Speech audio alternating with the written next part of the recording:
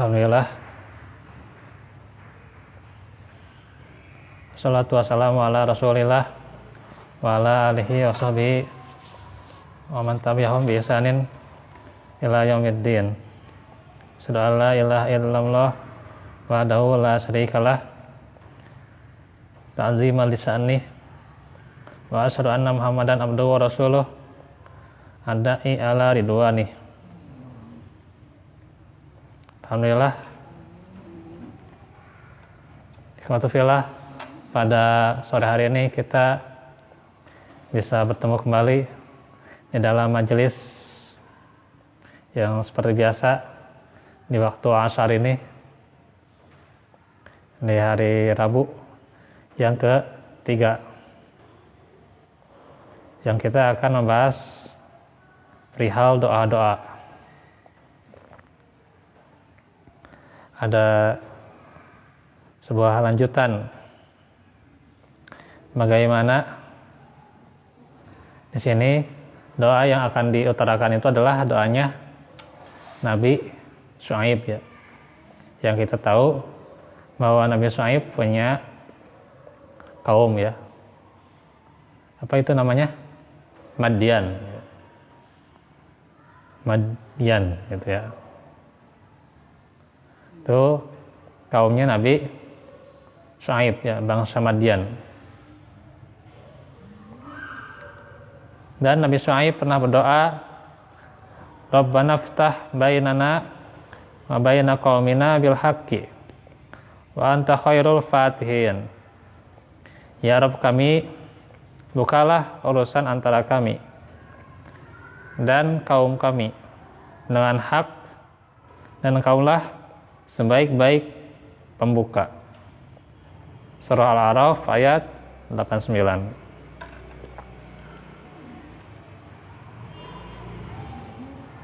Ini adalah permintaan kepada Allah agar dibukakan urusannya, gitu. Maka tentunya bagi seorang muslim ketika mempunyai sebuah urusan, itu sangat penting dirinya bisa tahu dan juga urusannya bisa dikerjakan dengan lancar, ya. Yang namanya manusia itu hanya bisa merencanakan, ya. Itu sudah saya sekian kali mengulang, ya. Gitu. Di sini diulang nggak? Nggak tahu. Jadi manusia itu hanya bisa merencanakan, ya. Tapi hakikatnya yang menjadikan kenyataan itu adalah Allah Subhanahu wa ta'ala. Allah yang punya kuasa, Allah yang maha adil, yang keadilannya tidak pandang bulu, ya. Itu keadilan Allah, ya. Memberikan kebaikan pada seorang hamba, pada orang yang senantiasa beriman dan beramal soleh, dan juga azab buat seorang hamba yang bermaksiat. Maka itu adalah bentuk keadilan Allah, ya. Dan sebuah ujian, ya. Termasuk yang kita rasakan ini adalah sebuah ujian, ya, dari wabah yang belum usai, gitu, ya. Yang kita tidak tahu kapan usainya, ya. Namun tentunya sangat penting sekali kita mengharapkan urusan kita. Karena urusan kita itu tidak hanya bergantung pada upaya kita. Jangan seperti Qarun, ya, yang dia berkata, utituhu ala ilmin indi, ya. Jadi semua yang ia dapat itu karena ilmu di sisinya. Itu kata Qarun, ya. Padahal Qarun itu sebelumnya itu adalah orang yang senantiasa bersyukur, ya. Hanya saja ketika diberi harta, justru dia tidak mau bersedekah, ya. tidak mau berzakat.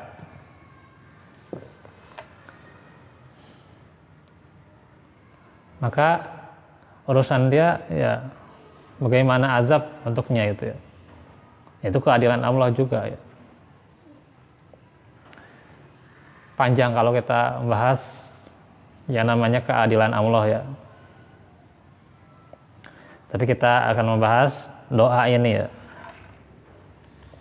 Saya nggak akan membahas tentang kisahnya ya, karena kisahnya panjang.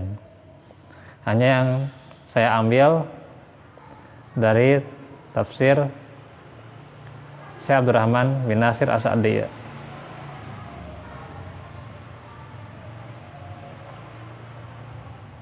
Atau di tafsir Taisirul Karimur Rahman ya.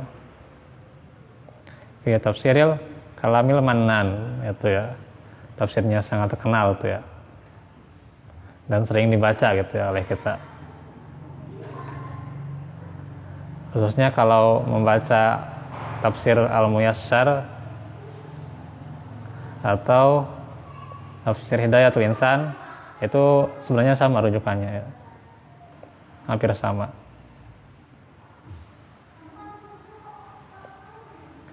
Yaitu bagaimana kita akan buka ya ayat secara lengkap surah Al-A'raf, surah berapa? Ke-7 ya. Ayat 18 ayat 89 ya.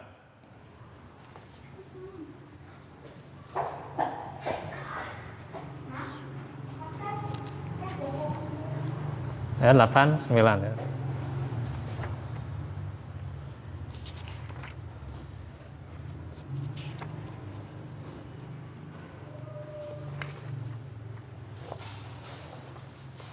Cukup panjang ini juga ya. Kata Allah, qad iftaraina alallahi kadziban in udna fi millatikum ba'da iz najjana Allahu minha wa ma yakunu lana an na'uda fiha illa ayyasha Allahu rabbuna. Nah, wasi rabbuna kulla syai'in ilma. Alallahi tawakkalna rabbana ftah bainana wa baina qaumina bil haqqi wa anta khairul fatihin.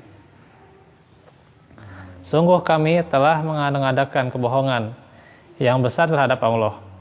Jika kami kembali kepada agamamu setelah Allah melepaskan kami darinya, dan tidaklah pantas kami kembali kepadanya kecuali jika Allah Rabb kami menghendaki. Pengetahuan Tuhan kami meliputi segala sesuatu. Hanya kepada Allah kami bertawakal. Ya Rabb kami, berilah keputusan antara kami dan kaum kami dengan hak atau adil. Maksudnya, Engkaulah pemberi keputusan yang terbaik ya, atau anta khairul fatihin. Itu ayat lengkapnya ya. Kemudian ada penjelasannya bahwasanya kaum Madian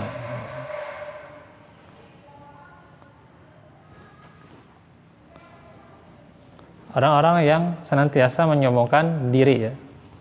Ini nyambung sekali dengan ayat sebelumnya gitu ya. Tentang pemuka-pemuka yang menyombongkan diri dari kaum Syuaib gitu. Yang dikatakan ya Syuaibu walladzina amanu ma'aka min qaryatina aw la ta'udunna fi millatina qala awalau kunna karihin. Wahai Syuaib ya, pasti kami usir engkau bersama orang-orang yang beriman dari negeri kami kecuali engkau kembali kepada agama kami. Syuaib berkata, apakah kamu akan mengusir kami kendatipun kami tidak suka? Gitu ya. Jadi itu sangat nyambung gitu ya. Bagaimana bangsa Madian Itu di masa Syuaib ya, penduduk Madian ya, itu. Kalau mau jelasnya itu dari ayat 85 ya.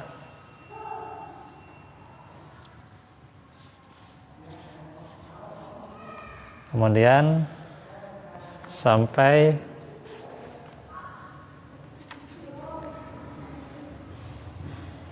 ayat 95 ya, kalau mau lengkap itu ya. Surah Al-A'raf ayat 85 sampai 95. Cuma 10 ayat ya. Itu 10 ayat. Ya tidak 2 halaman ya. Sehalaman saja ya, sehalaman lebih gitu. Sehalaman lebih gitu ya. Maka ditadaburi ya. Yang panjang itu tafsirnya gitu ya.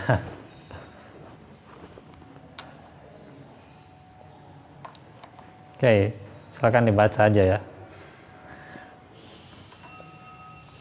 Jadi ini tentang kedustaan kaum Madian.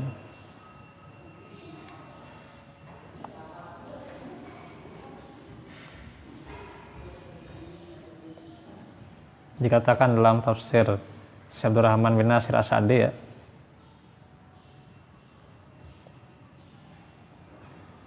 yaitu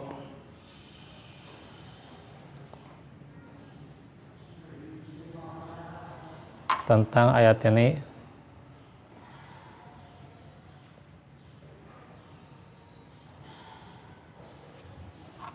bahwasanya mereka menyuruh bersaksi atas kami, katanya, jika kembali kepadanya setelah Allah menyelamatkan kami darinya dan mengentaskan kami dari keburukannya, maka kami adalah orang-orang yang berbohong dan berdusta atas nama Allah. Karena kami mengetahui bahwa tidak ada dusta yang lebih besar daripada orang yang menjadikan sekutu bagi Allah, padahal Dia adalah yang Maha Esa, Maha Tunggal, tempat bergantung para makhluk, yang tidak beristri dan juga tidak beranak, dan tidak memiliki sekutu di dalam kerajaannya. Jadi dusta terbesar itu adalah kesyirikan ya. Itu. Ini dikatakan bahwa di sini bagaimana dustanya kaum Madian dengan kesyirikan. Itu kedustaan mereka. Selain lazulmun azim, artinya lazulmun azim itu kesyirikan, itu kezaliman yang besar, juga adalah kedustaan terbesar ya. Orang bisa mengatakan wa antaqulu alallahi ma la ta'lamun ya. Jadi dia berkata terhadap Allah, atas Allah ya, tentang Allah yang dia tidak tahu ilmunya. Gitu. Maka itu juga lebih berbahaya lagi ya. Maka ini adalah dosa yang sangat besar, tentang dosa syirik ya, gitu. Jadi kembali lagi ke bahasan tauhid ya. Bagaimana kesyirikan itu dosa yang terbesar. Dan dikatakan juga oleh mereka ya, bahwa Allah itu Maha Esa, Maha Tunggal, tempat bergantung para makhluk dan sebagainya. Ya. Termasuk juga ciri-cirinya ya, tidak beristri, tidak beranak gitu ya, dan tidak memiliki sekutu dalam kerajaannya.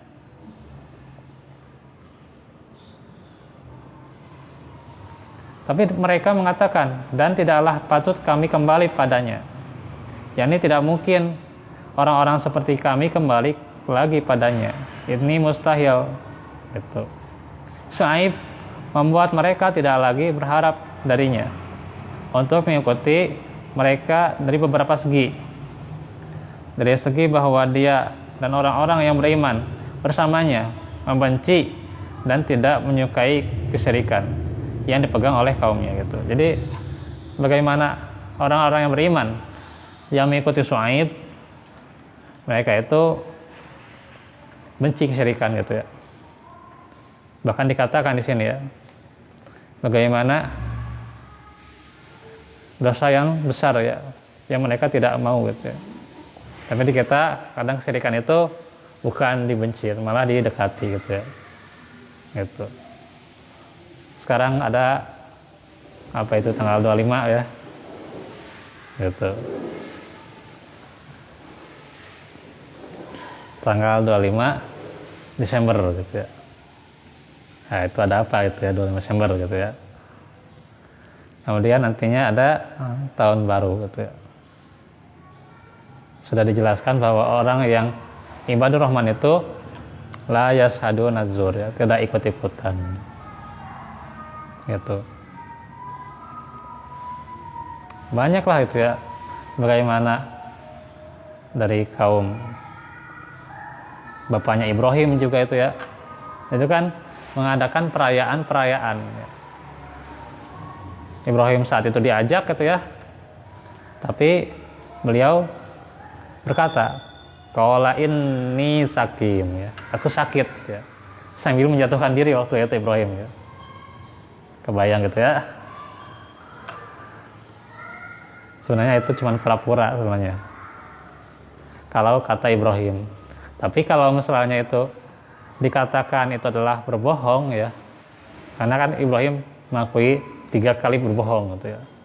Di antaranya ini ya. Ketika ingin ada perayaan di kaumnya itu ya. Dia berkata, qala inni sakim, aku sakit gitu ya. Gitu. Misalnya ada yang ngajak nih gitu ya. Ngajak merayakan hari ultah misalnya ya. Gitu. Dikatakan saya sedang sakit gitu ya. Itu berbohong gitu ya. Kalau dari segi zahir ya, tekstual gitu ya. Tapi bisa dikatakan juga itu jujur ya. Nah, kenapa coba? Maksudnya sakit hati gitu ya. Maksudnya sakit hati karena mereka tidak mengikuti petunjuk saya gitu maksudnya. Itu ini sakim tuh ya. Itu yang dimaksud oleh Ibrahim alaihissalam gitu sebenarnya. Cuman dia pakai perkataan seperti itu ya supaya mengecoh aja gitu ya. Karena tidak mau mengikuti tradisi kaumnya itu. Dan ini juga yang diadakan di kaumnya Syuaib gitu ya.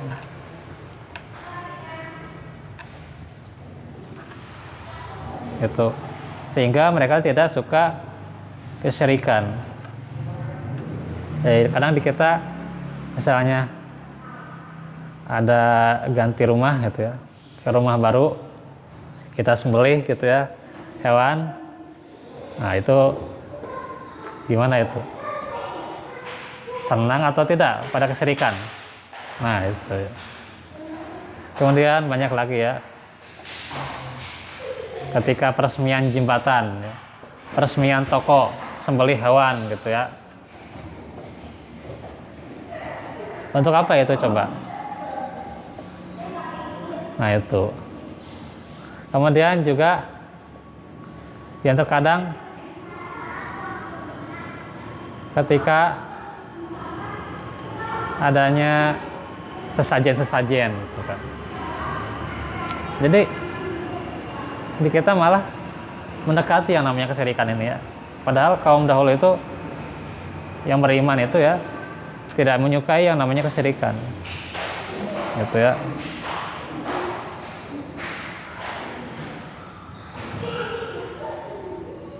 Dari segi bahwa dia menjadikan apa yang mereka anut sebagai kedustaan dan dia meminta untuk bersaksi apabila dia dan orang-orang yang bersamanya adalah orang-orang yang berdusta. Di antaranya juga pengakuan mereka terhadap nikmat Allah kepada mereka, di mana Dia telah menyelamatkan mereka darinya. Di antaranya juga bahwa kembalinya mereka kepadanya setelah Allah memberi petunjuk kepada mereka adalah termasuk perkara yang mustahil. Ya. Jika melihat kepada keadaan mereka saat ini dan apa yang bertanam dalam hati mereka berupa pengagungan kepada Allah ya, pengakuan ubudiyah bahwa hanya Dialah yang berhak atas ibadah semata dan tiada sekutu baginya. Ini bagi orang yang beriman. Ya. Dan bahwasanya Tuhan-Tuhan kaum musyrikin adalah kebatilan yang paling batil tuh. Tuhan-Tuhan kaum musyrikin itu adalah kebatilan yang paling batil. Gitu ya. Dan kemustahilan yang paling mustahil, di mana Allah telah menganugerahkan akal kepada mereka tuh. Kan kita sudah sekian kali diulang ya, la'allakum taqilun ya, supaya menggunakan akal kita, coba berpikir mana yang lebih masuk akal, yaitu tauhid atau kesyirikan gitu kan. Nah, itu pastilah kalau manusia yang berpikir, dia mencerna dirinya untuk mengikuti jalan yang benar, yaitu tauhid gitu. Itu yang dimaksudkan. Dan juga diantaranya mereka dianugerahi mengetahui kebenaran dan kebatilan serta petunjuk dan kesesatan. Adapun dari segi kehendak dan keinginan Allah yang pasti berlaku pada makhluknya, di mana tidak seorang pun yang bisa menghindar darinya, walaupun segala sebab dan kekuatan terkumpul dan tersedia, maka mereka tidak memutuskan atas diri mereka bahwa mereka akan melakukan atau meninggalkan sesuatu. Oleh karena itu, mereka mengecualikan dengan mengatakan, kecuali jika Allah Rabb kami menghendakinya, yakni tidak mungkin bagi kami ataupun selain kami bisa lolos dari kehendaknya yang berdasarkan keadaan ilmu dan hikmahnya. Itulah kealiman dan juga bijaksananya Allah ya, dalam menetapkan pada seorang hamba itu ya, termasuk juga hidayah itu ya. Ya caranya kita harus mencari itu hidayah ya, jangan hanya diam saja gitu ya, diam saja di rumah gitu ya. Gimana kalau suasana wabah katanya banyak di rumah ya, tapi banyak di rumah harusnya banyak mendengarkan majelis ilmu gitu harusnya gitu ya gitu. Seperti di sini juga nih ya, mungkin yang di rumah-rumah itu mendengarkan majelis ilmu kita gitu ya, harusnya seperti itu ya, daripada di rumah hanya tidur-tidur saja gitu ya. Jadi hidayah itu harus dicari ya gitu. Sebagaimana ini air misalnya kita haus ya harus diminum gitu ya. Masa dibiarkan begitu aja gitu ya, bisa batuk nanti ya. Iya gitu. Dan sini juga dijelaskan bagaimana alimnya Allah itu, bahwasanya dan sungguh pengetahuan Rabb kami meliputi segala sesuatu. Dia mengetahui apa yang baik bagi hamba-hambanya tuh, dan apa yang menjadi aturannya pada mereka. Kepadanya lah, kepada Allah saja kami bertawakal. Yakni tawakal itu maksudnya kami percaya bahwa Dia akan meneguhkan kami di atas jalan yang lurus dan melindungi kami dari seluruh jalan neraka. Karena barang siapa yang bertawakal kepada Allah, maka Allah akan memberi kecukupan dan memudahkan untuknya urusan agama dan dunianya gitu kan. Sudah diterangkan bahwa wa may yatawakkal 'ala Allahi fahuwa hasbuh. Innallaha balighu amri. Qad ja'alallahu likulli shay'in qadra gitu ya, gitu.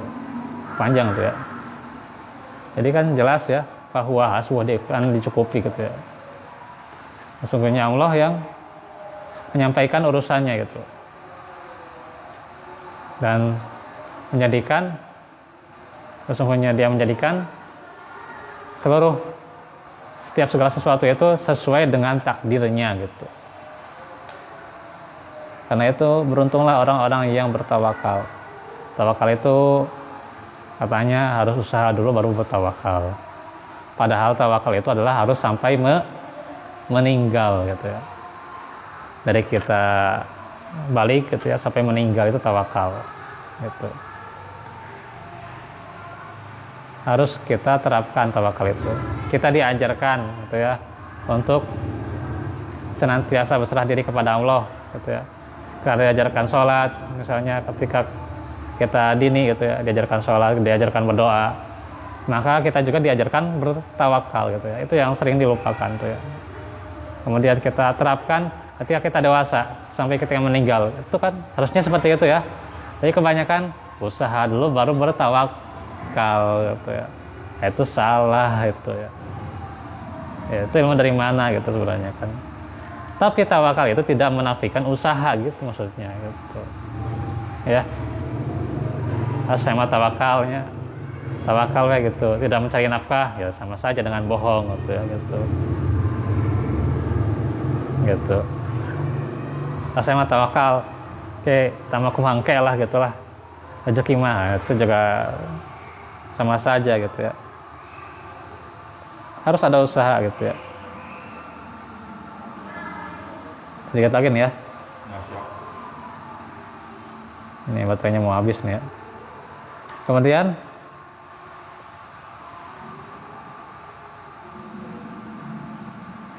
ya Rabb kami, berilah keputusan antara kami dan kaum kami dengan hak atau adil.